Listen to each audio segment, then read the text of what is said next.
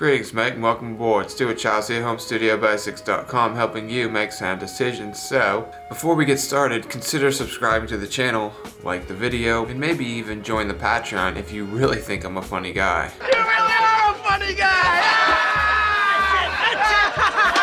It's no secret that I've been on the hunt for a good closed-back headphone above the entry-level category. One that works well for hip-hop while not blowing out the low end as the majority of companies just love to do. I won't rant about that now though, maybe later. If you're at all familiar with this website, you'll know great headphones are a dime a dozen and rather ubiquitous. But closed headphones? That's a whole different animal for a slew of different reasons. But the main dilemma lies in the fact that tuning a closed headphone is, how shall we say, a delicate balancing act. I'll see myself out. Jokes aside, there must be some semblance of balance in any headphones, as certain frequencies can quickly get out of hand. Cough, please, cough! Excuse me, if done incorrectly. But it's especially problematic in closed offerings. Without going on yet another rant in the span of 100 words, I'll just say that 99% of consumer headphones are trash precisely because they completely obliterate the bass and place emphasis on all the wrong areas. I've slogged through many headphones over the last few years that left me wanting to punch a hole in some nearby sheetrock, but FiiO's FT1 is certainly not one of those headphones. Today we'll dissect it and find out if it's worth your hard-earned cash money, discussing everything from build, comfort, sound, amplification needs, genre pairing, price to performance, overall value, and more. By the end of this video, you'll know if it's right for you, and if it isn't, I'll steer you in the direction of something that is. Deal? Trust me? You should. Let's dive in.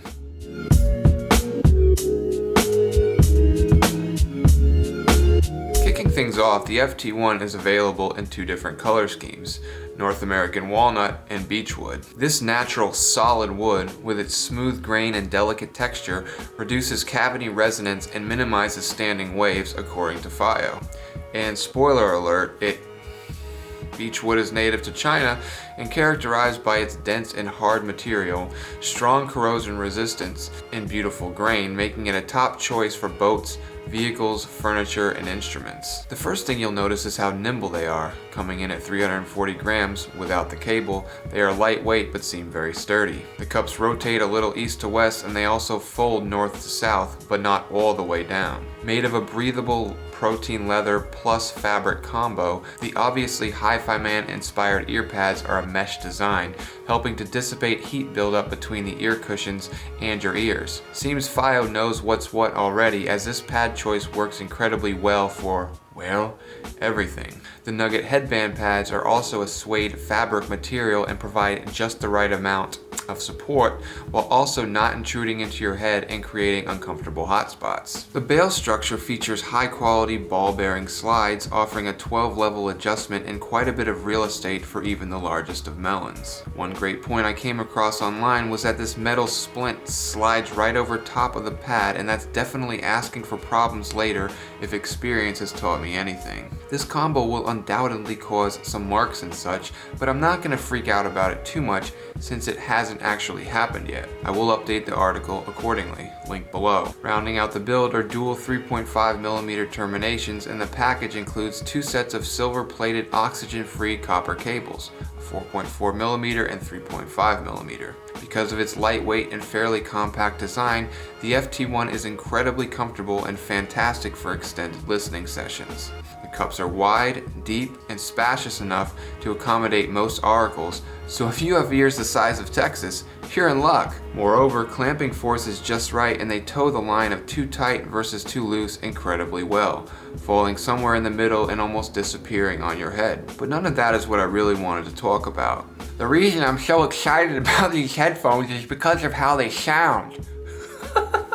It helps to give some clarification on why this is so important, and we touched on it a bit in the open. If there's one thing I know like the back of my hand, it's bass. I've been producing beats on and off for many years dating back to 2007, so pretty much the second I press play, I know without a doubt if a headphone was tuned correctly or not. And let me give you the bad news. Most headphones are completely awful and sound like dog shit. I've written about this in countless articles and reviews, but I'll just say that the majority of companies either don't know how to do it right or simply don't care because they know the vast percentage of average consumers have no clue that they're being tricked into buying said dog shit. This is an incredibly scary thought when you consider the thousands of products sold daily that only make matters worse and serve as nothing more than vehicles for hearing loss. So when a headphone like the FT1 comes along, you can bet your dummy thick ass I'm gonna make a big fuss about it.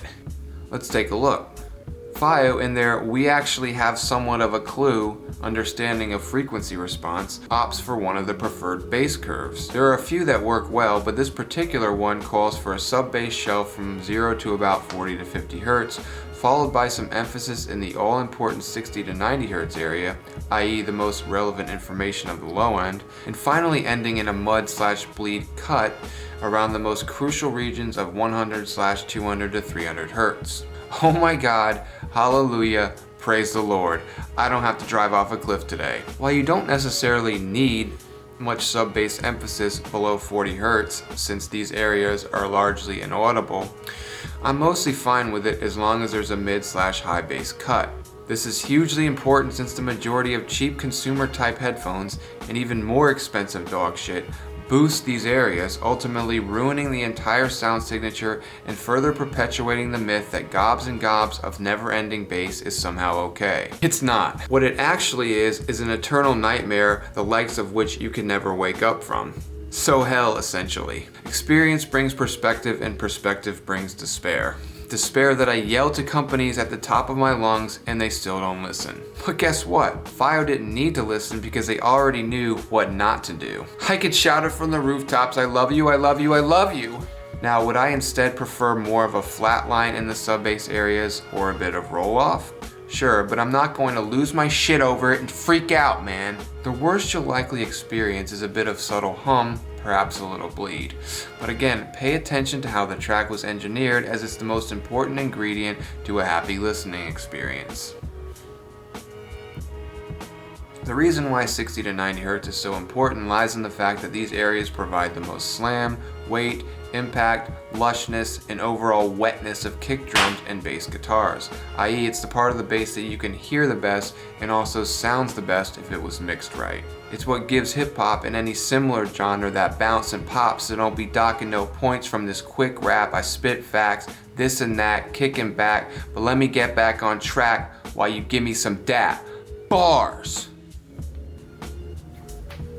Put more simply, it's precisely what makes bass sound good and why we all love it so much. It's very simple, and thankfully FiiO passes with flying colors. The FT1's bass has impact and slam, but not at the expense of the rest of the sound signature. There's minimal to no bleed, it doesn't try to become front and center, and it never feels overpowering like the majority of consumer dog shit. Have I said dog shit enough times? Well, I'm gonna say it some more! Likewise, the mid-range around the presence regions sees a much needed boost, in part to compensate for the bass shelf, but also because our ears expect a rise in these areas. This means vocals and instruments stand out nicely and don't sound like they're drowning in a sea of chocolate pudding. Chocolate pudding. Chocolate pudding. It's Moreover, in addition to the FT1's incredible resolution at the price point, everything feels and sounds lively yet natural.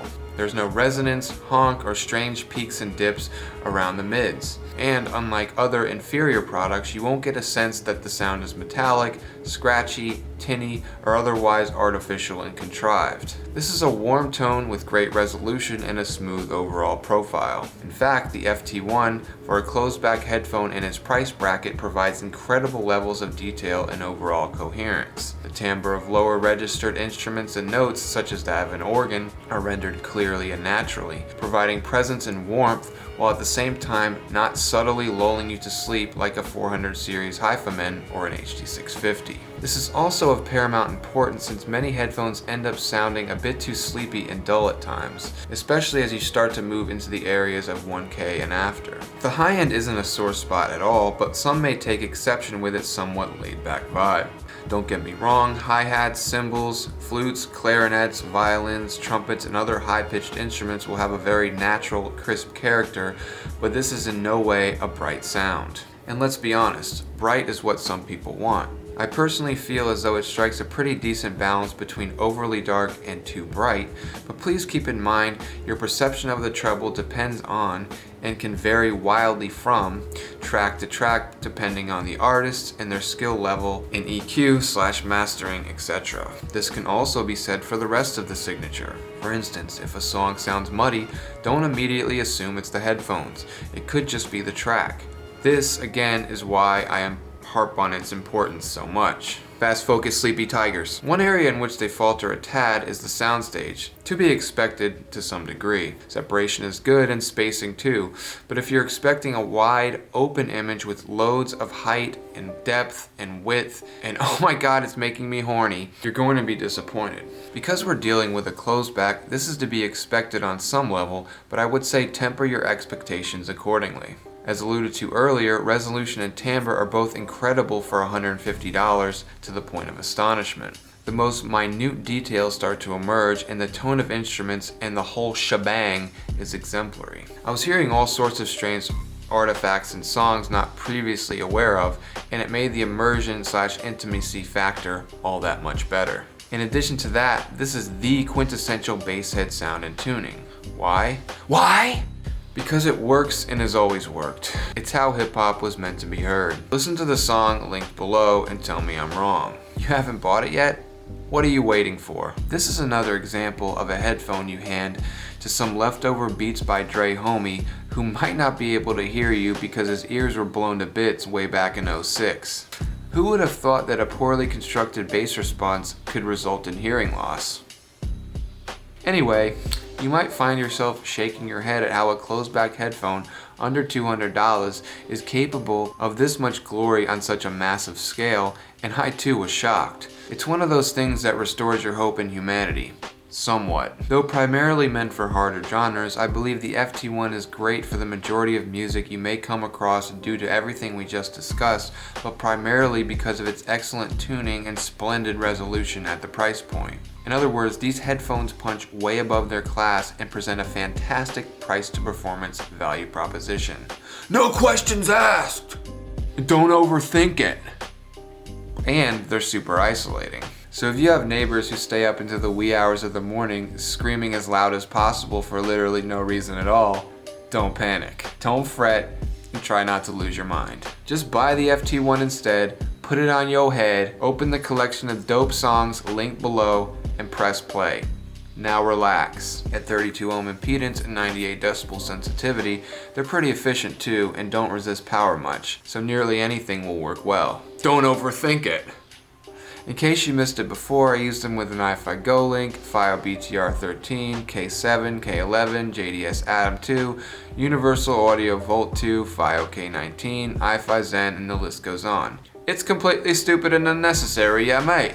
Don't get too caught up in what you go with here, as you could theoretically run them out of a phone or PS4 controller and be completely fine. That said, I'd at least go with a dongle or something from the BTR series since you undoubtedly are too hip to be square, right?